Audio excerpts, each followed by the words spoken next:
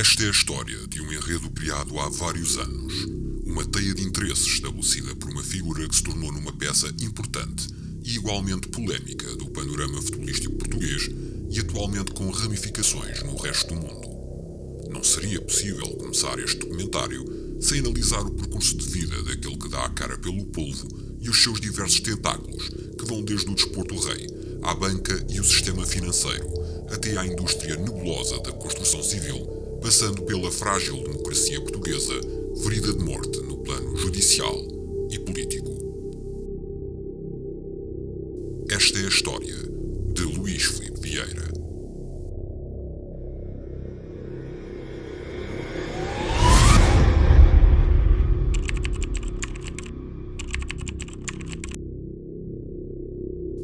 Luís Filipe Vieira nasceu a 22 de junho de 1949 em Lisboa.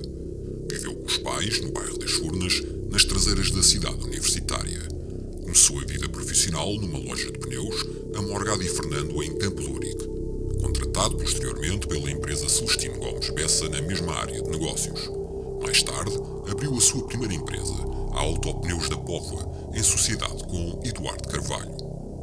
O império dos pneus cresceu tanto e tão rápido que Luís Filipe Vieira recebeu a alcunha de Gaddafi dos pneus, uma vez que a sociedade do atual presidente do Benfica roubava o negócio aos concorrentes e estes consideravam as suas práticas terroristas.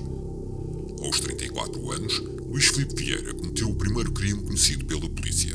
Curiosamente, este delito só surgiu à luz do dia em 2001, quando Luís Filipe Vieira foi contratado como gestor de futebol da SAD do Benfica. Quem desvendou esse crime foi Pedro Guerra, atual defensor e homem de mão do presidente do Benfica, mas outrora um grande crítico de Luís Filipe Vieira. Pedro Guerra, também ele responsável por práticas pouco abominatórias que serão reveladas mais à frente neste documentário. Luís Filipe Vieira foi condenado por roubo. O caso remonta a julho de 1993, altura em que o homem todo-poderoso do futebol da Luz foi julgado e condenado no Tribunal da Boa Hora em Lisboa. Apesar de nunca ter demonstrado arrependimento pelo que fez, a verdade é que nunca cumpriu a pena de 20 meses a que foi condenado devido a uma controversa lei da amnistia. Vamos à história.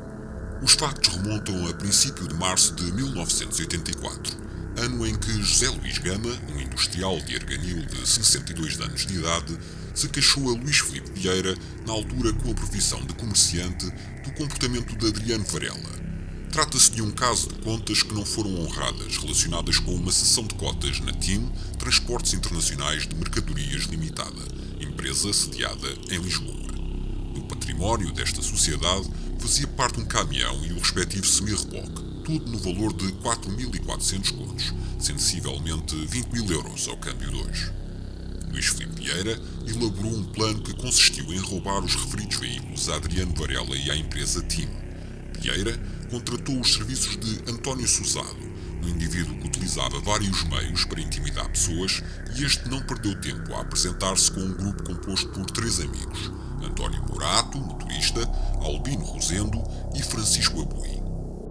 No dia 28 de março de 1984, por volta das 2 horas da madrugada e depois de terem tentado localizar o caminhão e o semi-reboque em Setúbal, no Parque da Alfândega, perceberam que os veículos estavam a ser guardados pelo motorista António Caseleiro.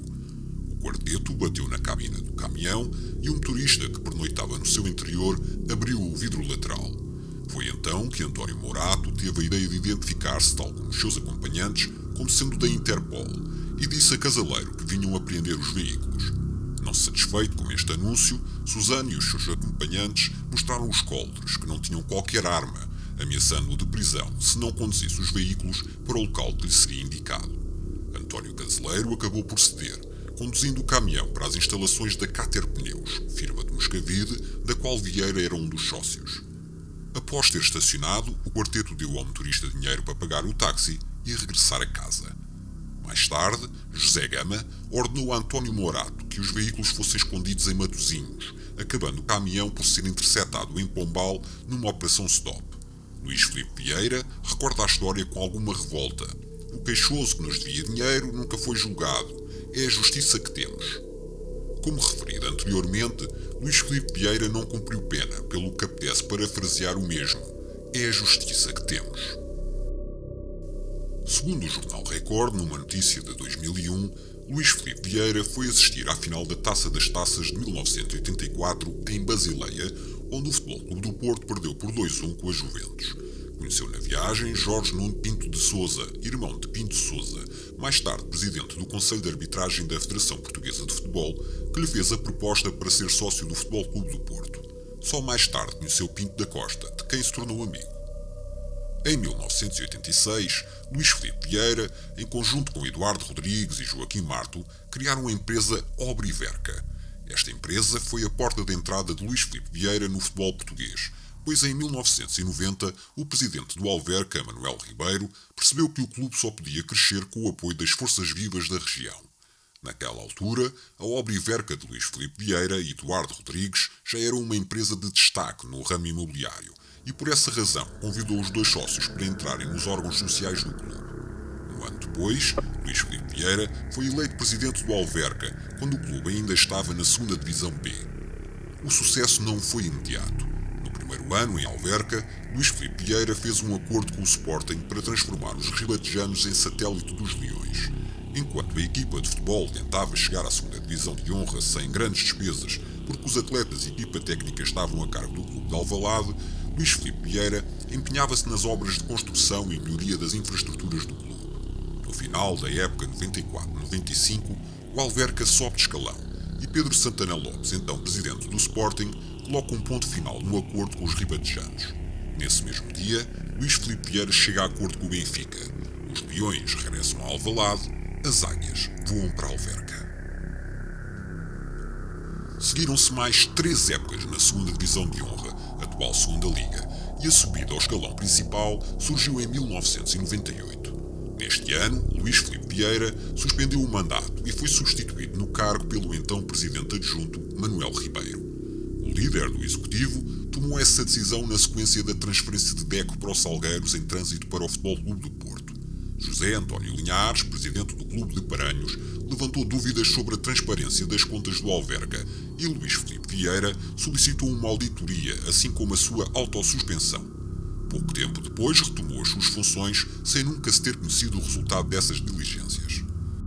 Ao comando de Luís Filipe Vieira, o Alverca estreou-se na Primeira Liga em 98-99, onde ocupou o 15º lugar.